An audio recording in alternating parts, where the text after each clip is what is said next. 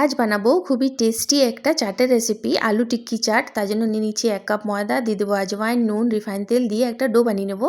তারপরে টিক্কির আলুটা বানিয়ে নেবো। দিয়ে দেবো সাদা তেল, দিয়ে দিয়েছি গোটা জিরে, তারপরে দিয়ে দেবো আদা আর কাঁচা লঙ্কা কুটে নিয়েছি। তারপরে দিয়ে দেবো গুঁড়ো মশলা, হলুদ গুঁড়ো, জিরে গুঁড়ো, ধনে গুঁড়ো, লঙ্কার গুঁড়ো। তারপরে সিদ্ধ আলু দিয়ে ভালো করে মিক্স করে স্বাদ মতো নুন দিয়ে নামিয়ে নেবো। আমি পাপড়িটা বানিয়ে নেবো। যে ময়দাটা মেখে রেখেছিলাম সেটা গোল করে বেলে নেবো। তারপরে এটা একটা ঢাকনা দিয়ে গোল গোল করে কেটে নেবো। তারপরে একটু কাঁটা চামচ দিয়ে একটু ছেঁদা ছেঁদা করে দেবো যাতে এটা ফুলে না যায়।